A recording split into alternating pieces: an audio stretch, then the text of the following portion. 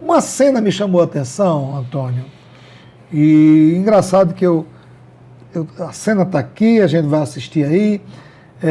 Durante a fuga do Teodoro, ele está às margens de um riacho, de um rio, e ele identifica um indígena, né? Alguém que era de uma tribo indígena. E aí ele se aproxima, ele fala a linguagem do indígena e ele troca um objeto que ela quis, um colar dele e tal, ele faz a troca. E isso me remeteu muito a quando a gente estuda o período colonial, aquela relação que existia. Será que o diretor ele quis trazer para o momento essa relação entre o colonizador branco e o indígena nessa relação de troca? Como é que você vê essa cena? Eu fiz essa anotação, a gente percebe a questão ainda do escambo, né? Aquela troca de mercadoria entre os cangaceiros, né? Que eles davam, por exemplo, pólvora, alguns armamentos, alguns espelhos, em troca de quê? De alimentos. Lá no filme ele deixa bem nítido nessa cena aí, que ali também tem a questão do escambo. E que se pode observar, do mesmo jeito a relação, por exemplo, lá na época, quando os colonizadores vieram para o Brasil, né, enquanto que os nativos, né, exploravam lá para a retirada do pau-brasil, em troca ele recebia essa questão de bugigangas, né, assim.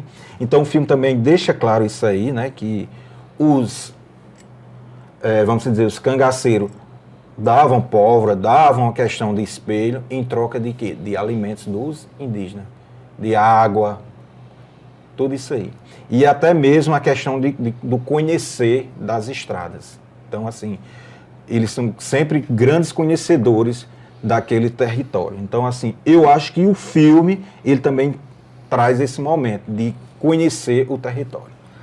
Porque quando a gente estuda o cangaço, por exemplo, tem uma região ali, na região de Paulo Afonso, na Bahia, e pega muitas cidades, o Raso da Catarina, que é uma área desértica, uma caatinga enorme nos sertões da Bahia, onde não é todo mundo que consegue entrar no Raso da Catarina.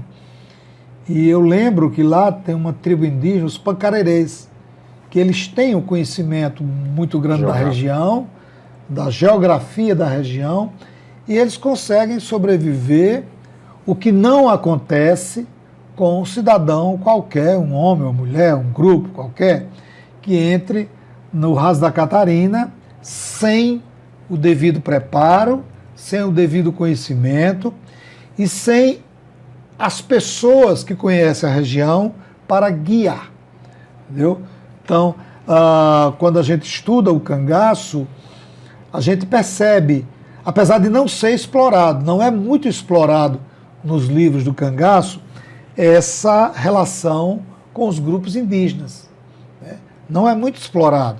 Daria até um bom estudo sobre de que maneira a tradição indígena, de que maneira a cultura indígena, de que maneira a experiência de vida dos grupos indígenas dos sertões do Nordeste do Brasil poderiam ter contribuído para a sobrevivência desses bandos. É claro que o cangaceiro, sendo um sertanejo, ele conhece muito bem o sertão e a caatinga, mas existem algumas regiões que você precisa da experiência de algo mais, que aí alguns grupos indígenas entram nisso. E assim, sem deixar de tocar numas cenas que você pode observar que ele tem os aliados, tanto os volantes como a questão de quê? Dos cangaceiros. Você pode observar que ele não traz muita questão do papel do indígena, né, dos nativos, para o aliado de conhecer o território. Mas a gente pode observar que nas casas, lá na zona rural, tem uns que são aliados dos cangaceiros e outros são aliados do quê? Do governo, né, dos volantes, em troca de quê? De alimentação, né? E pode perceber também que existe traição, tanto para o lado dos cangaceiros, como para o lado de quê? Dos volantes. A gente pode perceber, é bem nítido lá na cena do filme também, de todos que a gente assiste, né, nas discussões também.